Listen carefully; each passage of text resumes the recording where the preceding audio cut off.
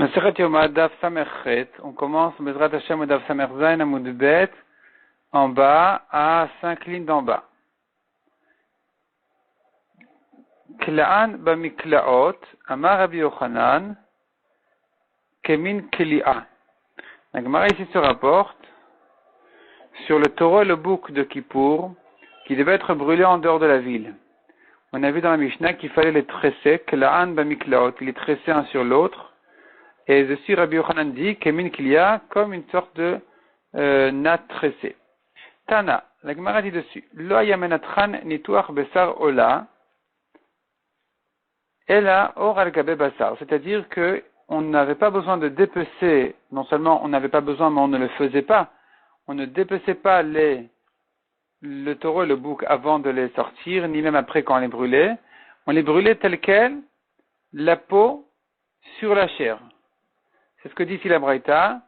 Je reprends, Tana, on voit dans une Braïta, Lo yamenatran, il ne les coupait pas en morceaux, le taureau et le bouc, ni tuach besarola, comme le partage qu'on fait des membres en membres de la viande d'une ola. Et la or al gabe basar. Mais, il laissait la peau sur la viande, sur la chair. Mena le millet, d'où on sait ça? La Gemara va nous ramener maintenant les drachot, d'où on apprend que lorsque on sortait le taureau et le bouc, on les sortait la peau collée à la chair, et même quand on les brûlait, c'était comme ça, malgré que quand on allait les brûler, on les coupait en morceaux.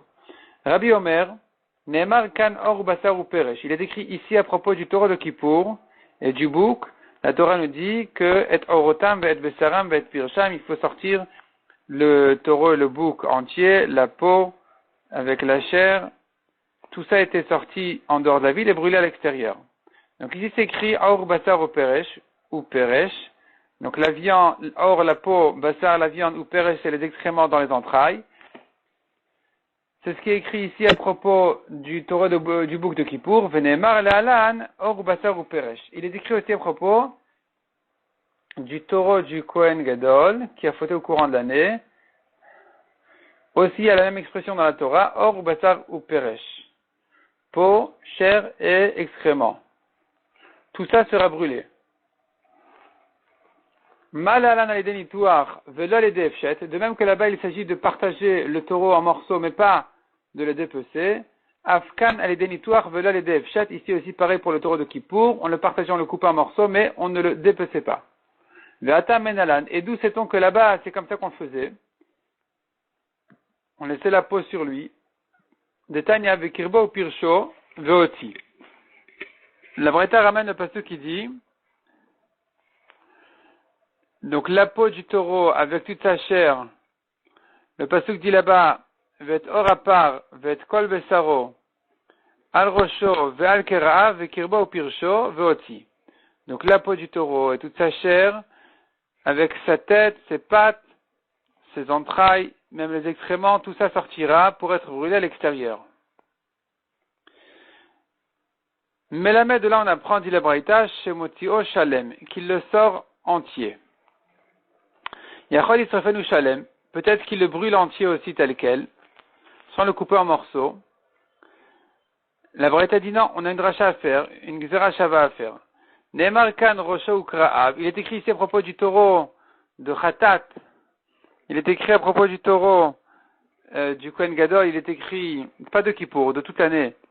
Enfin, quand il a fait une avera, c'est écrit Rosho ou Kraav, sa tête et ses pattes. Venemar el Alan, Rosho ou Kraav. Et il est écrit à propos du Korban Ola aussi la même expression, qu'il faudra brûler au Mizbeach la tête et les pattes. Ma Alan al-Edenitouach, Afkan al-Edenitouach. De même que là-bas, il s'agit qu'on les a coupés. On a coupé ces parties-là de la bête. De même ici aussi, il faut couper les parties. Ima Alan al-Edefshet.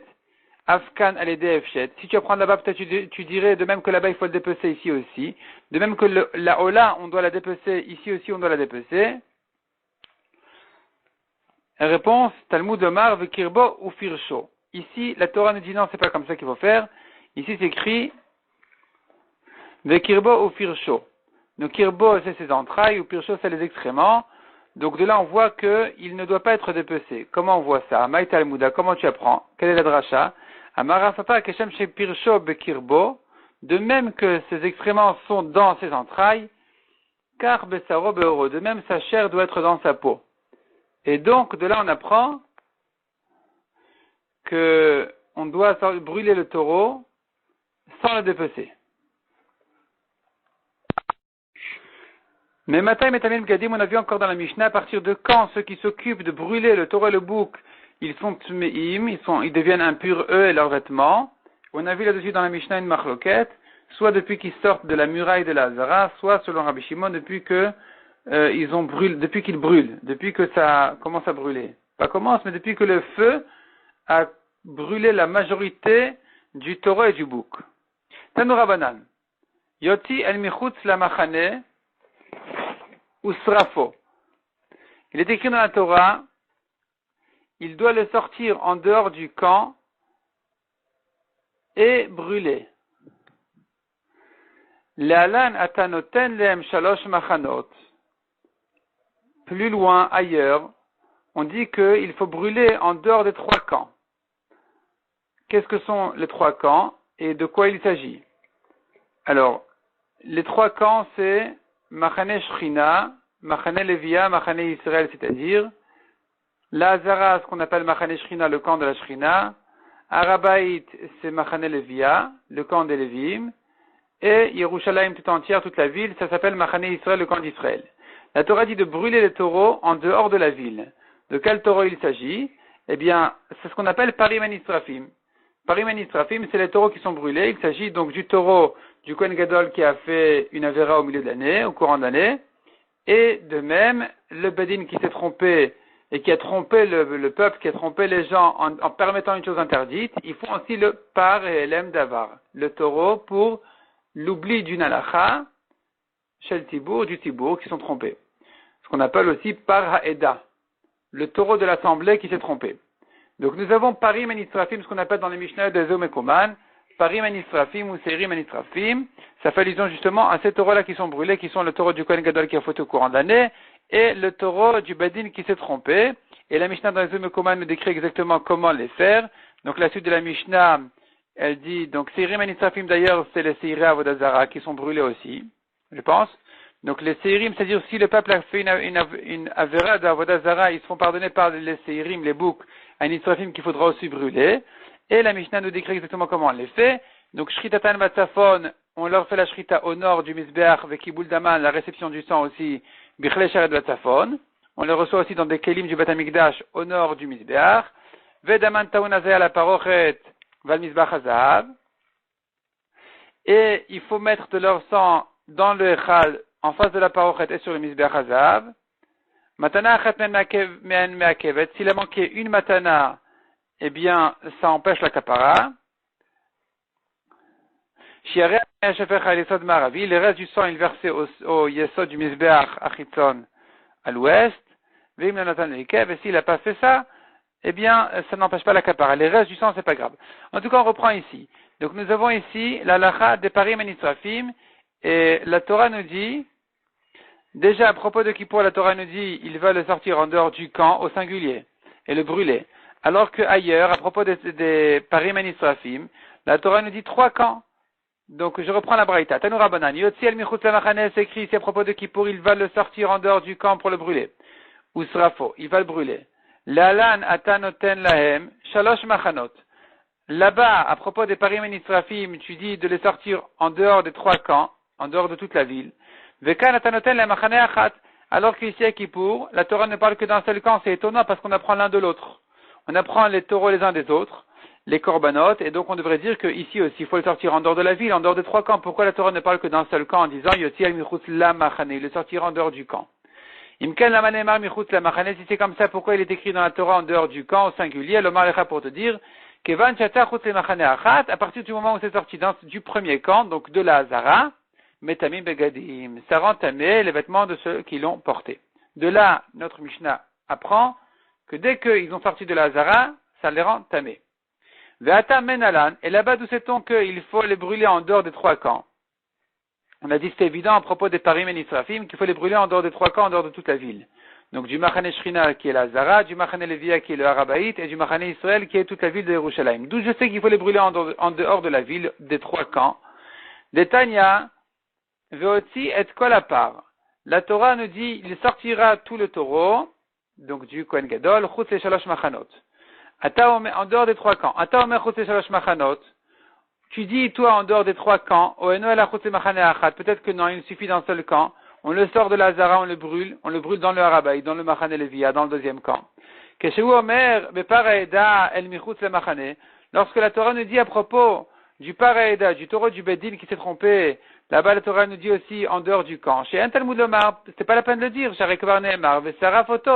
la Torah nous a déjà dit, il le brûlera, de même qu'il a brûlé le premier taureau, donc pourquoi la Torah me répète ici en dehors du camp? Pourquoi c'est écrit en dehors du camp? Pour m'ajouter un deuxième camp. Il faut s'éloigner d'un deuxième camp aussi, de sortir donc même du Harabait, du Machane Levia. Quand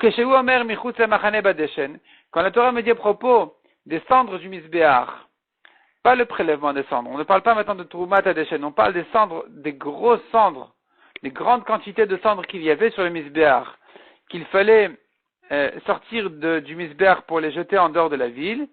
Et là-bas, c'est écrit Michutz la Machane, en dehors du camp.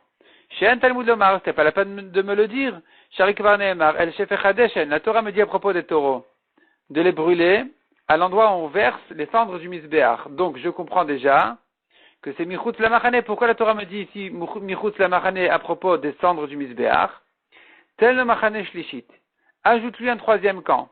C'est-à-dire, la Torah m'a dit 3 fois en dehors du camp, à propos du Par Kohen Mashiach, le taureau du Kohen Gadol qui a fauté, à propos du Par Haïda, le taureau du Bedin, et à propos des cendres du Misbéach, la Torah me dit tu les verseras en dehors tu les jetteras en dehors du camp. Encore une fois, le mot en dehors du camp étant trop, parce que finalement, on sait bien que c'est au même endroit où on brûle les taureaux, parce qu'à propos des taureaux, la Torah me dit là on verse les cendres. Donc je sais que c'est là-bas, c'est pas la peine de me répéter encore une fois le Michutz la Machane. De là, j'apprends 3 camps. Il faut sortir des 3 camps, donc en dehors de la ville. Rabbi Shimon qui pense que la Tumat Begadim, la Tumat des vêtements, ne concerne que le Kohen qui a vraiment brûlé lorsqu'il a terminé de brûler, ou presque, quand le feu a consommé la majorité du taureau et du bouc, c'est là où arrive la Tumat. Donc c'est pas Michutz la Machane Achat, c'est pas dès qu'on est sorti de la Hazara que la Tumat vient. Dans ce cas-là, revient la question, pourquoi la Torah me dit en dehors du camp? On sait déjà que, au contraire, c'est pas qu'on sait, c'est qu'il faudrait sortir des 3 camps pour brûler. Pourquoi la Torah me dit à Kippour un camp? Répond la Gemara Mibaïle, on en a besoin, Nich Detania. Rabbi Eliezer Omer Neemar Kan Michutz LeMachane, Venemar Alalan Michutz LeMachane. Il est écrit ici à propos du taureau de Kippour en dehors du camp. Il est écrit ailleurs, dans Parashat Rukat, à propos de la vache rousse, la Torah a dit en dehors du camp. Makan chutz les shalosh machanot. De même que ici il s'agit en dehors des 3 camps à propos de Kippour, comme ce qu'on a prouvé déjà des parim et nisrafim, comme on a ramené les 3 fois, la Torah m'a dit en dehors du camp, donc je sais que c'est en dehors de 3 camps. Af lehalan, là-bas aussi à propos de Paradouma, donc la vache rousse, ce qu'on va lire demain, Metrat Hashem à la Torah, Parashat Rukat. Chutz les shalosh machanot, en dehors des 3 camps. Uma le'alan bemizracha shel Yerushalayim. Et de même que la vache rousse, donc on vient d'apprendre qu'elle se fait en dehors de la ville. La vache rousse, on ne la fait pas dans la ville, on la fait à l'extérieur. Et de même que la vache rousse, elle se fait à l'est de Yerushalayim. Afkan et mizracha shel Yerushalayim. Ici aussi, ça se fait à l'est de Yerushalayim. Donc il faut sortir tous les taureaux, tous les parim et nisrafim, qui sont brûlés en dehors de la ville, ou ça ils sont brûlés à l'est de la ville. On la prend de Paradouma, de la vache rousse. Les Chachamim, où est-ce qu'on les brûle? Je sais pas les Chachamim, on les brûle pas. Les Chachamim, virgule, où est-ce que d'après eux, on doit brûler les taureaux, puisque eux ne font pas cette dracha-là, de dire, tu compares les taureaux à la vache. On compare pas les taureaux à la vache. La vache, c'est la vache, les taureaux, c'est le taureau. Mâle, c'est mâle, femelle, c'est femelle. Donc on confond pas l'un avec l'autre, on n'apprend pas l'un de l'autre. Et puisque les Chachamim ne font pas cette dracha de la vache rousse, parce qu'eux, ils apprennent plutôt du Michutz LeMachane qui est écrit à propos du taureau que ça rend tamé dès qu'on sort d'un camp. Et donc, ils ont perdu l'Xéra Shava de dire pourquoi c'est écrit ici Michutz LeMachane pour le comparer à la vache. Non, c'est pas pour ça, c'est pour me dire que ça rend tamé dès qu'on sort de la Hazara, selon les Chachamim. Rabbi Shimon, lui, qui tient pas comme ça, qui tient que ça ne rend tamé que quand on va terminer de brûler. Alors pour lui, les mots Michutz LeMachane à propos de Kippour sont en trop, Et donc, on va la prendre de la vache rousse pour dire qu'on va les brûler, on va brûler le taureau de Kippour, tous les taureaux d'ailleurs, en dehors des 3 camps, mais à l'est, comme la vache rousse. Mais les Chachamim qui ne tiennent pas de cette Xera Shava de la vache rousse, parce qu'ils pensent que El Michut Semachal vient me dire que ça rentre à mettre dès que tu sors de la Hazara. Alors, où est-ce qu'on va les brûler? En dehors de la ville, mais où en dehors de la ville? Dans quelle direction? Répond la Gemara Kedetania. Kedetania, on l'apprendra on le voit dans une braïta. Hechan Israfin, où est-ce qu'il se brûle? On tourne la page. Nitzfona Shel Yerushalayim. Au nord de la ville Yerushalayim. C'est là-bas où on va brûler les taureaux. Vechutz les Shalash Machanot et en dehors des 3 camps. Pourquoi au nord? Parce que c'est un Korban Khatat. Et le Korban Khatat se fait au nord, comme on a dit, Shritatan Batzafon, Kibul Daman, Bichle Sharet Batzafon. Donc la Shrita des Khataot se fait au nord du Mizbeach. Et puisque la mitzvah de ce Korban se fait en principe au nord, eh bien, on va les brûler aussi au nord de la ville. Rabbi aussi Omer, Abet Adeshen Israfin. Rabbi aussi dit,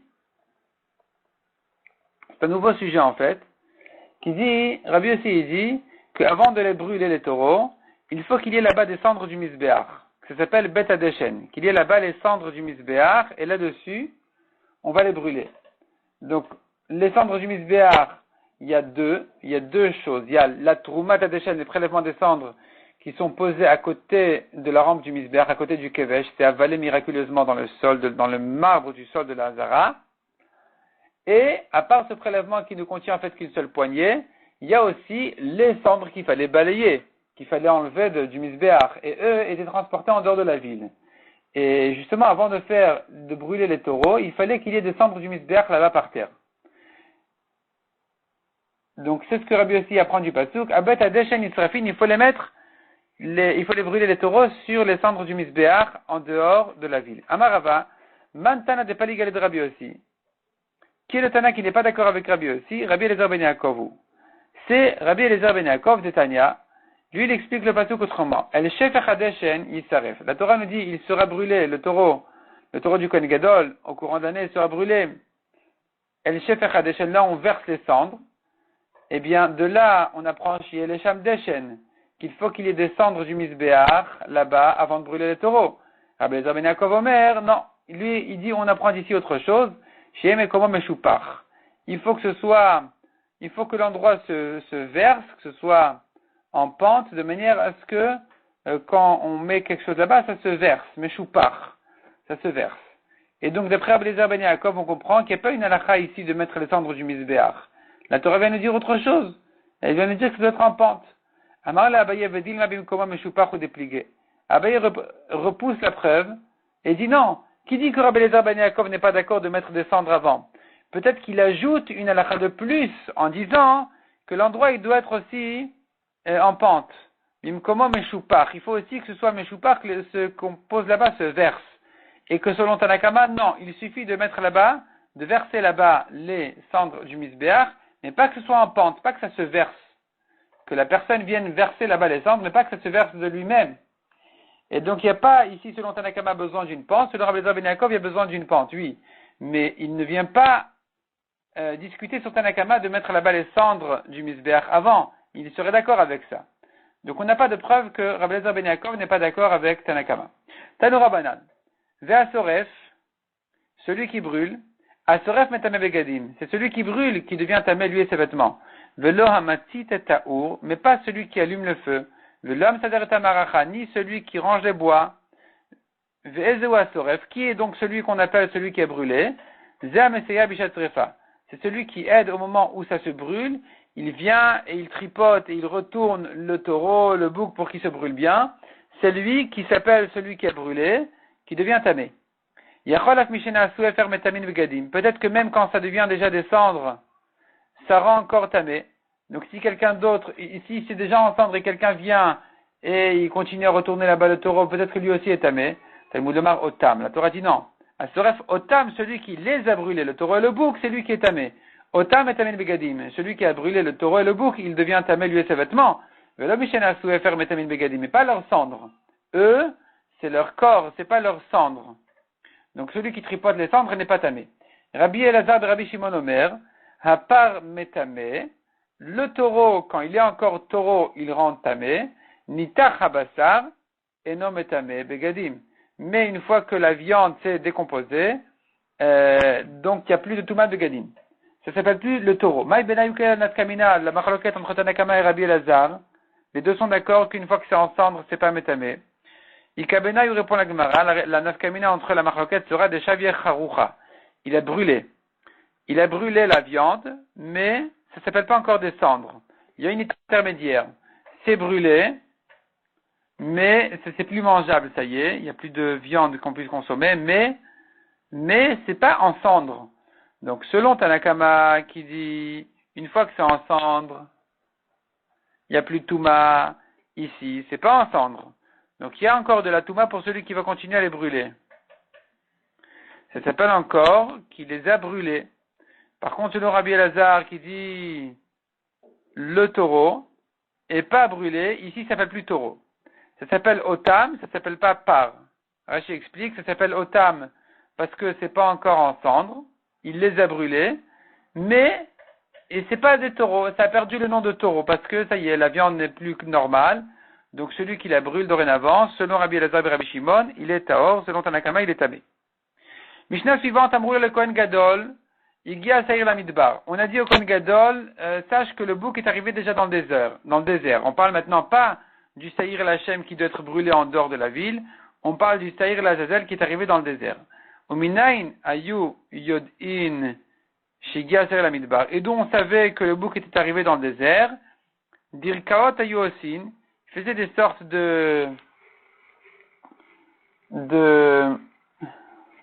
d'estrades ou d'hôtels comme ça, il montait comme ça en hauteur un petit peu. Il grimpait sur des hauteurs ou des constructions. Ou manifin besoudarin. Il se faisait des signes avec des foulards. Veyodin, Shegia Seir la Midbar. Et avec ça, il savait que le bouc est arrivé dans le désert. Parce que chacun voyait un autre. Et jusqu'à comme ça, ils se voyaient les uns les autres jusqu'à ce que le dernier voyait celui qui était à côté du désert. Et donc, dès qu'il voyait que le bouc est arrivé dans le désert, le plus proche du désert, il faisait des signes avec son foulard. Et celui qui était plus proche de la ville, plus proche en direction du Beth Amikdash, il voyait son signe et il faisait lui-même un signe en arrière en direction du Beth Amikdash pour celui qui était plus proche du Beth Amikdash encore, et ainsi de suite, jusqu'à ce qu'on voyait dans le Beth Amikdash le signe comme quoi le bouc était arrivé dans le désert, et comme ça on disait au Kohen Gadol. Amar Rabbi Yehuda valo siman gadol ayalem. Rabbi Yehuda dit non, il y avait un siman très clair pour savoir que le bouc était arrivé dans le désert. Mirushalayim va bet chidudosh l'osha milin. Depuis Yerushalayim jusqu'à l'endroit où on le jetait, il y avait 3 milim, 3 kilomètres. Holchin mil, on marchait 1 mille pour accompagner celui qui envoyait le bouc. Vechozrin mil, on revenait le mille en question. Veshohin kedemil, et on attendait encore le temps de marcher 1 mille. Veodin shigia seir la midbar, on savait que le bouc était arrivé dans le désert. Rabbi Ishmael Omer v'lo siman acher hayalem. Selon Rabbi Ishmael, il y avait un autre siman.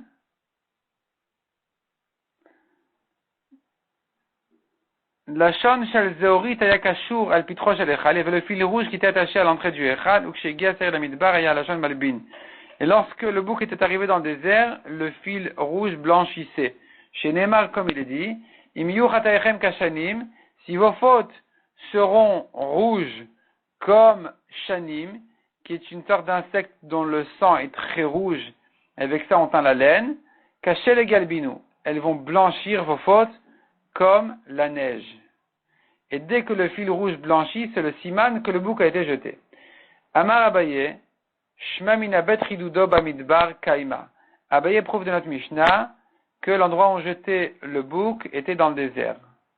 Vea kamash malan. Et voici le chidouche de Kassava Rabbi Yehuda, ou bien on efface ces mots de Kassava Rabbi Yehuda, kevan shegia seir la midbar nazet mitzvato. Dès que le bouc était arrivé dans le désert, sa mitzvah était faite déjà, et que le Kohen Gadol peut donc avancer et passer à l'étape suivante.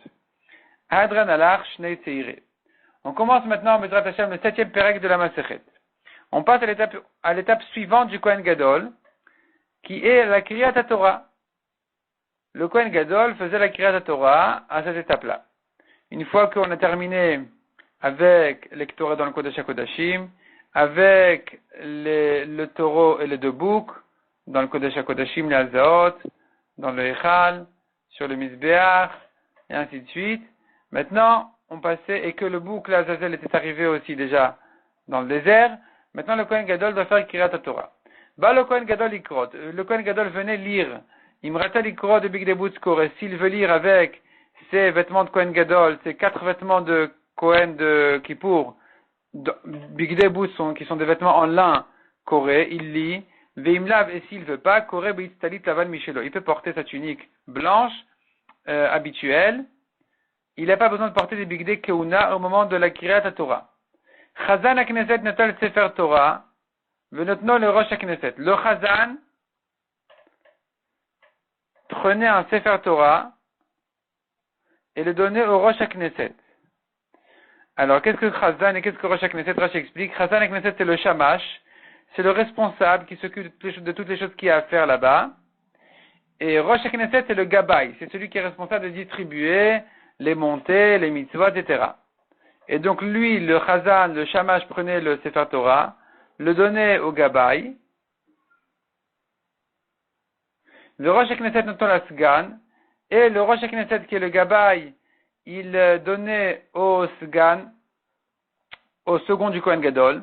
Le Sgan notant le Kohen Gadol. Le Kohen Gadol recevait le Sefer Torah. Le Kohen Gadol omed umkabel vekore. Le Kohen Gadol se tenait debout et recevait le Sefer Torah et il lisait là-bas la Kirat Torah qu'il avait à faire à Kippour, que le Kohen Gadol devait faire à Kippour.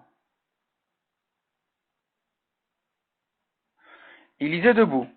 Qu'est-ce qu'il lisait? Il lisait Acharemot, la paracha de Acharemot qui concerne la voda de Kippour, Ve'ach Be'asor, et encore quelques psukim dans le Chumash Vayikra qui concernent aussi Kippour. Ve'golal Sefer Torah, il roulait le Sefer Torah, il pliait, il fermait le Sefer Torah en fait. Umanicho Becheko, Ve'omer. Il le tenait comme ça, il le tenait dans son bras, et il disait, Yoter mima shekarat ilifnechem katuv kan. Plus que ce que j'ai lu devant vous est écrit dans le Sefer Torah.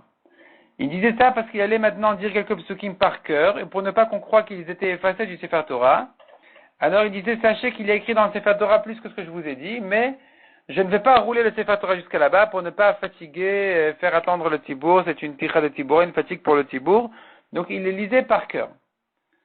Ou Be'asor chez Bechumash HaPekudim, Koré Alpe. Le troisième texte qu'il devait lire, qui était dans Chumash HaPekudim, qui est le Chumash Bamidbar, il lisait par cœur là-bas les psukim. Ou Mevarech Alea Shmone Brachot, il faisait 8 brachot sur la Kirat Torah qu'il lisait. Quels étaient les 8 brachot qu'il faisait dessus? Alors, la Mishnah nous les cite. À la Torah, c'est de la bracha habituelle qu'on fait, Asher Natalanu Torato, Torah Temet Vechaye Olam, etc. Vers la Voda, une bracha spéciale qu'Hachem accepte le service du Beth Amikdash, que ce soit agréé devant Hachem. Vers la Oda, c'est Modim, la bracha du remerciement. Vers Mechilat Avon, c'est la bracha du pardon qu'on fait à Kippour dans la Tfila.